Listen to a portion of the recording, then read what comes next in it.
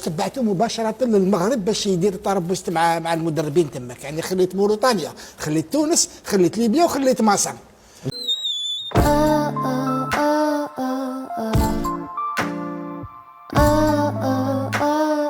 السلام عليكم، كي داير اخوتي؟ لاباس عليكم؟ صحتكم لاباس؟ معكم خوكم كريس كرويزي. تحياتي للجميع ونتمنى من الله هذا الفيديو يلقاكم بصحه جيده واحوال طيبه. قبل ما ندخلوا في الفيديو ديالنا، نتمنى اي واحد شاف هذا الفيديو هذا ما يبخلش علينا باشتراك مع تفعيل خاصيه الجرس باش يوصلكم كل جديد، وما تبخلش علينا كذلك بواحد اللايك وبارطاج وتعليق زوين بحالك. يلا اخوتي نمشيو للفيديو. من بعد ما شفتوا الفشل ديال المنتخب الجزائري امام النظير ديالو المنتخب الموريتاني، هذا الاخيره تنقولوا لهم مبروك عليك الفوز ومبروك عليك التاهل الدور الثاني. السؤال المطروح هنا، شنو هي العوامل اللي خلت المنتخب الجزائري اللي معتقد انه بطل من ابطال افريقيا انه يخسر؟ العامل الاول هو الحقره والغرور، لانهم حقروا المنتخب الموريتاني وتغروا بالانفس ديالهم مع اعتبار ديالهم انهم شي حاجه، وانهم غادي يفوزوا وانهم غادي يطلعوا الدور الثاني وغيلعبوا وغياخذوا الكاس. وسبحان الله، اي واحد تيكون متكبر الا وتيجي نيفو في التراب. والعامل الثاني واللي هو خرج عليهم هو سوء الظن. واش عباد الله، يلا بدات البطوله الافريقيه بداو تيقولك نتمناو المنتخب المغربي يخرج من الدور الاول. علاش اخويا كميه الحقد وعلاش كميه الحسد؟ واش درنا لكم اخويا؟ واش دينا لكم؟ واش خدينا لكم؟ احنا ما واصلينكمش، ما اعتبرينكمش واش كاينين ولا ما كاينينش، تنقزوا بحدكم. ولا شي واحد الاعلام ديالهم الاعلام فاشل، حيت الاعلام خصو يكون محايد، ما يجي من هادو خصو يكون عنده روح رياضيه، ما خصوش يتكلم على منتخبات اخرى بالسوء. راه قال لك من حفر حفرة لاخيه وقع فيها.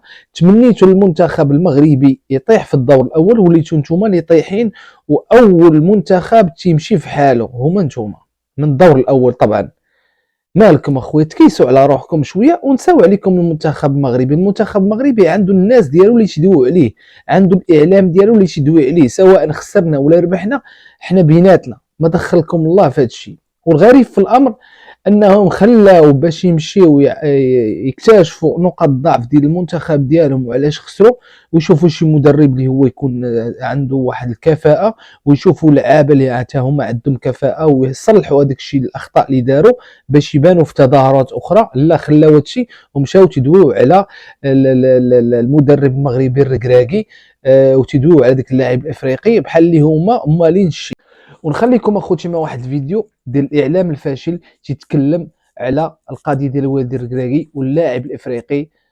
ما نطولش عليكم اخوتي ونخليكم مع الفيديو. عدل عمروش الان فيه قضيه وفيه طرفين. فيه مبيمبا يدلي بتصريحات خطيره يتهم فيها المدرب الركراكي ولاعبي المنتخب المغربي، وفيه بيان ايضا من الاتحاد الكونغولي يدعم فيه لاعبه ويطالب الكاف بالتدخل ويقول باني قدمت شكوى على مستوى الكاف. الان انا نفهم شيء، لسنا لا مع مبيمبا ولا مع الركراكي ولا مع لاعبي المنتخب المغربي، لاننا لم نستمع ما دار بين الطرفين.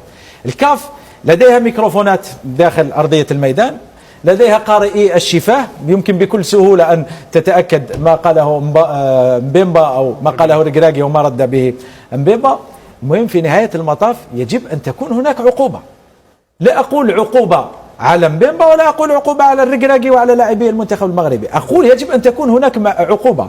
يا إما مبيمبا إنسان مفتري وإنسان كاذب ويكيل بالاتهامات جزافا على الناس ويجب أن يعاقب، يجب أن يوقف عند حده، أو أن هذه الاتهامات صحيحة وحقيقية وبالتالي يجب أن يعاقب مدرب المغرب ويعاقب لاعبون الذين أرادوا الاعتداء على مبيمبا. أما أن يقفل الآن ملف القضية ونقول بأننا يعني نكن كل الاحترام لمبيمبا ولم يحدث أي شيء ومجرد أدرينالين، هذا هو. راه تتحقق مع الناس هادو وتطيروا بليك مع الهوكيين، مخلين اسباب الخساره ديالهم وخاصهم يمشيو يناقشوها ويحلوها فيما بيناتهم، ويعرفوا علاش المنتخب ديالهم اللي هو منتخب كما تيقولوا هما وكما تيدعوا انه منتخب واعر وخطير في الكره، ونايضين يحلوا المشكل ديال المدرب المنتخب الوطني والدي الركراكي مع اللاعب الافريقي. ما عرفتش علاش هاد الناس هادو فين باغي نوصلوا الله اعلم.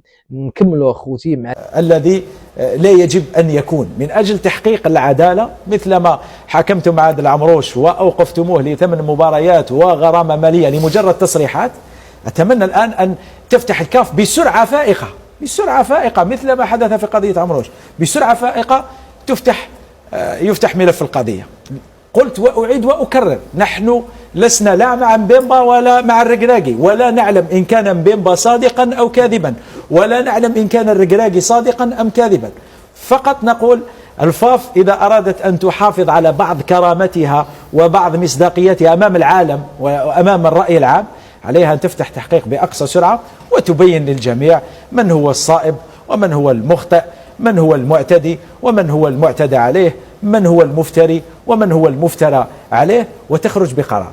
أما أن يطوى الملف ويوضع في الأدراج فهذا الأمر لن يكون مقبولا، وسيسود وجه الكاف الذي اسود وجهها يعني منذ زمن طويل، ويعيث فيها الفساد فسادا يوما بعد يوم. تفضل قاسي سعيد. شكون يفتح تحقيق محمد؟ لجنة تأديبية، كيف شكوى الآن؟ شكون يفتح لجنة تأديبية للكاف. شكون يفتح تحقيق ضد عادل عمروش؟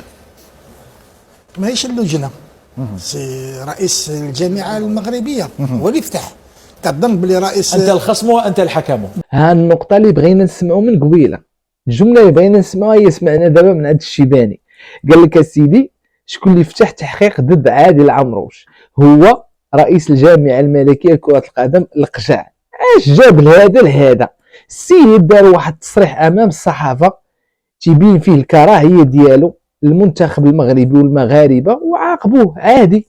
علاش؟ حيت هو مدرب ديال الكرة ديال الرياضة، خاصو يكون عنده روح رياضية. مي يجي من هنا يدوي في الكرة، يدوي في المعقول، ما يمشيش يجيب الشرقي مع الغربي ويخلط ويعطينا الحقد ديالو. ما فهمتش اللي كانت عندهم اي مشكل توقع عليهم تسبوها في الرئيس ديال الجامعه. لكم اخوتي مع الشيباني وشوفوا واش غيقول. ولا اله الا الله محمد رسول الله. الله يشافيهم، الله يشافيهم والله يعافيهم من جهتنا. حنا راه مسوقين ليهم، حتى واحد ماشي يدوي معاهم، حتى واحد ماشي يدوي عليهم. حتى الاعلام ديالنا، الصحافه ديالنا ديال الكره، ما عمر شي واحد جبدهم بشي حاجه خايبه. رئيس الجامعه الملكيه يفتح تحقيق ضد المنتخب ديالو او اللاعبين ديالو. انا نتساءل اولا يعني بصراحه، انا شفت مقابلات، شفت مدربين كبار لما تنتهي المقابله يروح يخمس مع المدرب ويمشي للفيستيان. واش جاب والد الركراكي داخل البساط الاخضر؟ اولا علاش تدخل داخل البساط الاخضر؟ نوليو للتحقيق محمد. التحقيق هذا ضد عادل عمروش ماهوش جا البارح. لو تعطيني تفضل. عندها تقريبا شهرين من بدات مشاكل عادل عمروش مع المغرب. انت تعرف بلي الكاف كانت راح تحل تربصات في شمال افريقيا لشهاده كاف برو. نعم. واستنجدت باليوفا باش تبعث لها المكونين. نعم. لما اليوفا بعثت القائمه تاع المكونين موجود اسم جزائري اللي هو عادل عمروش. تاع عادل عمروش لو ما تحبش تصب الزيت على النار، علاش تبعته مباشره للمغرب باش يدير تربص مع المدربين تماك؟ يعني خليت موريتانيا، خليت تونس، خليت ليبيا وخليت مصر. الكاف هي التي ارادت ان ترسل عادل عمروش الى المغرب من اجل تدريس المدربين المغاربه، من اجل الحصول على كاف برو، لان عمروش مدرب مكون تاع اليوفا، تابع اليوفا وحاصل على اليوفا برو. نعم. يعني هو مؤهل من اجل تكوين المدربين ومنح شهادات كاف برو. نعم. سبحان الله، ما تخيلوش كميه الحقد في قلوب هاد الناس هادو تجاه المنتخب المغربي والمغاربه عموما. راه الصحافه خوتي ولا الاعلام راه كما قلنا سابقا انه خصو يكون محايد، ولا بغى يدوي على واحد الواقعه خصو يجيب ادله وحجج وبراهين. راك صحافه، راك اعلام، جيب اخويا ادله وبراهين باش تقنعنا كمتلقي، ماشي تبقى تبلابلو وتكذب وتجيب الشرقي مع الغربي وتلاصق من هنا وتلاصق من لي باش تبين ان المغرب خايب ولا المنتخب المغربي حاقد على شي واحد. حنا ما تنحقدوا على حتى واحد. المدرب عادل عمروش دار واحد الخطا، انه تكلم على المنتخب المغربي بطريقه مستفزه، تكلم بطريقه ديال الاستهزاء، بين على الحقد ديالو. راه خد العقوبه ديال سالينا. ما تنوضش تقول لا حقا هذا الحقد ديال المغاربه تجاه عادل عمروش جا من هنا واحد الشهر. كانت الكاف اختارته باش يمشي ياطر الاطر الكرويه في المغرب ويعطيهم شي ديبلوم ديال شي حاجه، ما عرفتش ديك الجامعه ديالاش، ولكن قال لك فاش رفض عادل عمروش تكون واحد الحقد ديال المغاربه الاتجاه ديالو، وبقاو تيجمعوا ليه حتى النهار حتى في الدوري الافريقي عاد عاقبوه بشي حاجه اللي ما كايناش. تعاقب من طرف الكاف اخويا، حنا ما عندنا حتى دخل من هادشي. كون كان حنا عندنا مع الكولاسه وعندنا مع الكاف ومحكمين فيها، ما نخليوش الوالد الركراكي المدرب ديالنا يحضر مع الجمهور ويتفرج في المنتخب، ياك تا هو عاقبوه. ولكن نتوما ديما تتبغيو تبينوا المغرب راه هو شي حاجه اللي خايبه، تتبغيو تبينوا المنتخب المغربي راه ما قادرش على الدوري، ما تتبينوا المنتخب المغربي ناجح بالكولاسه وبالمؤامره، وهذا الشيء بعيد عليكم. حنا جايبينها بالجداره والاستحقاق، سواء في كاس العالم جبناها بالجداره والاستحقاق مع التدخل بالقجع، وكذلك غنجيبوها وغنجيبوا العز في كاس افريقيا بجداره واستحقاق. نخليكم اخوتي مع واحد المريض كذلك مثال من الاعلام الفاسد والاعلام الفاشل، حتى هو كان يتمنى المنتخب المغربي يخرج من الدور الاول، ولكن سبحان الله من حفر حفرة لاخيه وقع فيها. واخفاق المنتخب المغربي من الدور الاول. نعم. لسبب ماشي على جال المنتخب المغربي لانه عنده، ماشي على جال الشعب المغربي اللي عنده اشياء اولويه في حياته. انا بسبب اخفاق المنتخب واخفاق فوزي لقجع واخفاق اخفاق مخططات فوزي لقجع. على الاقل انا تمنيت، تحدثت بحريه شخصيه، قلت تمنيت خروج المغرب. في المغرب نقول اشقائنا الشعب المغربي. ماشي الامنيه ديالك الشخصيه الميكروب، هذه الامنيه ديال الاغلبيه ديالكم. الاغلبيه ديالكم الساحقه تتكرهوا المغرب وتتكرهوا المغاربه وتتكرهوا المنتخب المغربي، وباغينا امتى نطيحوا من الدور الافريقي، وكنتم من الاوائل اللي باغينا حنا نطيحوا من الدور الاول. ولكن الحمد لله والشكر لله تجري الرياح بما لا تشتهي السفن. طبعا جبناها بجداره واستحقاق وطلعنا الدور الثاني، حنا الاولين وغنبقاو غاديين على هذه الاستمراريه ان شاء الله، وغنديو كاس افريقيا وغنجيبوا المغرب وغنفرحوا به رغم انف الحاقدين. فهمتوا؟ وتحياتي للمغاربه فيما كانوا، وتحياتي للمنتخب المغربي بالوليدات ديالو، بالاطر ديالو، بالمدرب ديالو والد الركراكي اللي جبنا العزوه والوليدات ديالو. وكذلك تحياتي الرئيس الجامعه الملكيه القجع، والله يخلينا سيدنا محمد السادس والله ينصره والله يعطيه صحيحته والله يشافي لينا والله يخليه تاج فوق راسنا. تحياتي لكم، الله